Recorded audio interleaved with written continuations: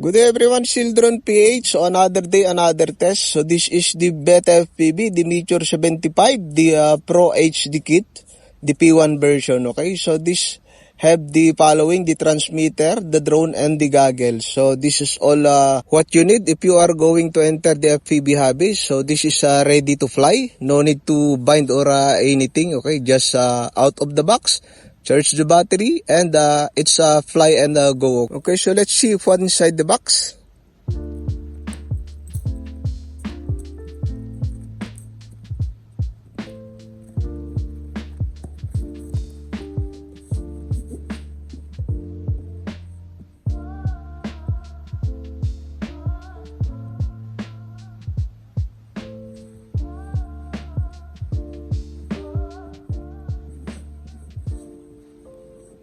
Okay, so as we see inside the box, guys, automatic we have the remote controller and the goggles and the drone itself. Okay, so first we will see first the goggles. Okay, so this is all include the box, guys, or the kit if you are going to purchase.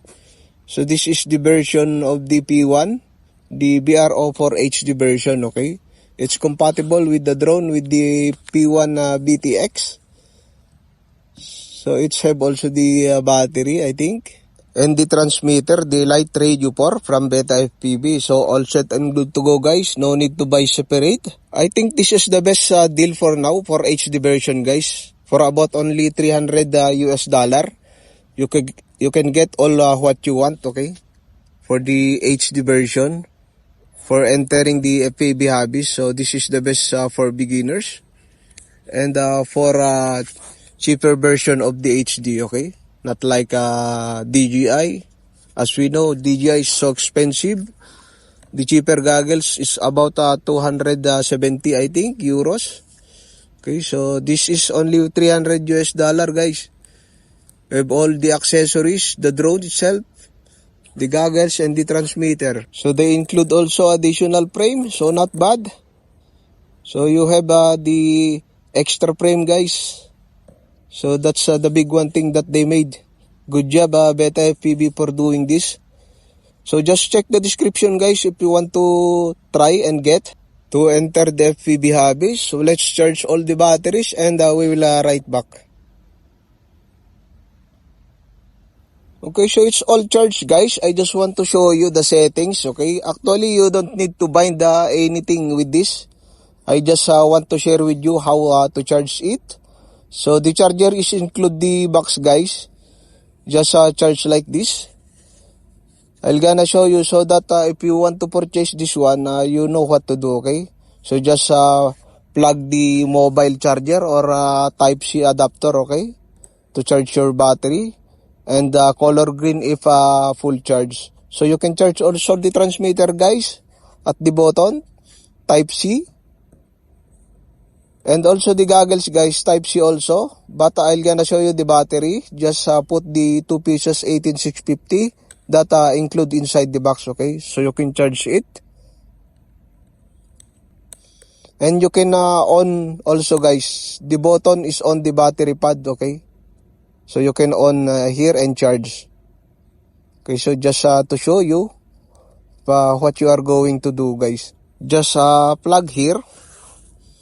Okay, so as you see, you can unplug and replug. Okay, so that's it. And you can record it. Just click here at the red one, okay? The back one and the menu. So that's it. All set and good to go. So what are you waiting for, guys? You get the HD version for the one kit only from Beta FPV. Okay, so that's it. So we will fly, guys, outside to see if what's the quality of the P1 BTX from Beta FPV. Okay, so let's get it on. Let's check outside. Let's go. Okay, so we are here outside today, guys, to check the P1 version of the Meteor 75 Pro from Beta FPV. So it's hard that it's a little bit windy here today. So no people here today, guys. So we will check the Meteor 75 Pro here. the P1 version. Hope he can carry the wind. Okay, so let's get it on, guys, and let's fly. Let's go. Wow, it's great. Pretty clear. It's better than the analog, guys. Near for the DJI Opera Lite. It's windy, but still he can drive it. Okay, not bad. Okay, so this is the quality, guys. You can go also for a roll, for a simple freestyle. I cannot get the freestyle here because it's too much wind, guys. It's hard for the small drone to fly with the wind. So just to show you the camera quality of the P1 VTX or the Meteor 75 Pro P1 version, okay? Not bad. I did not expect the quality, guys. So good. Okay, so watch until then, guys, for the sample test flight.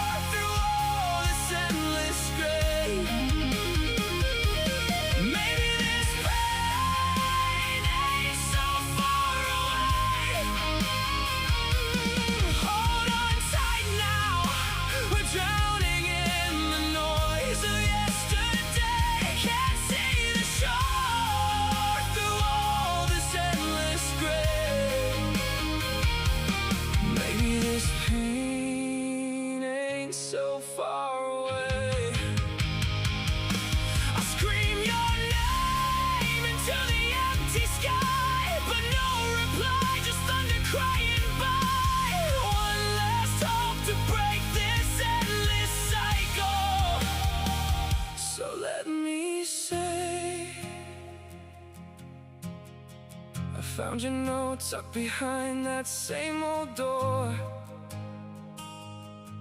It said I'm sorry, but I never got to know. The world spins wild, but here I stand still, waiting for a sign that you might come back home. We're drowning in the noise of yesterday. Can't see the shore through all this endless gray. Maybe this pain ain't so far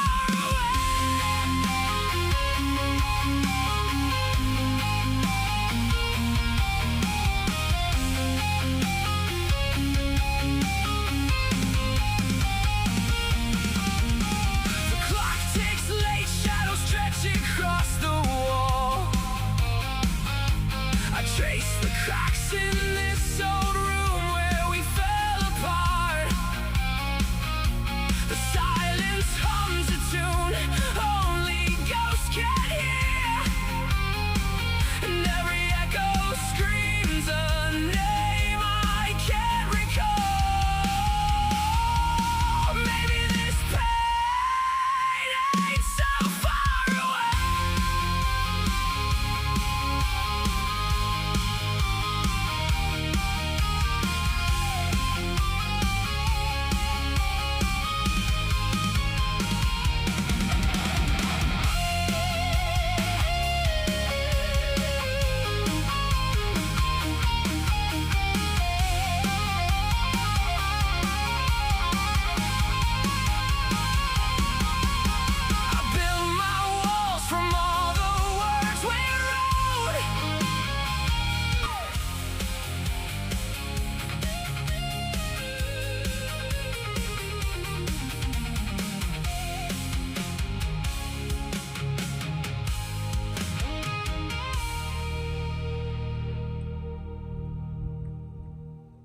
Okay, so that's the end of our test guys for now. Till next time again for another test and review.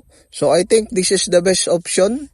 If you want to enter the FPV hobbies with the HD version, I think this is the best alternative. In the low price budget, for about $300 US dollar, okay, you can get this. Okay, so just check the description guys if you want to try and enter the FPV hobbies. So that's only. Till next time again, see you and happy flying. Peace.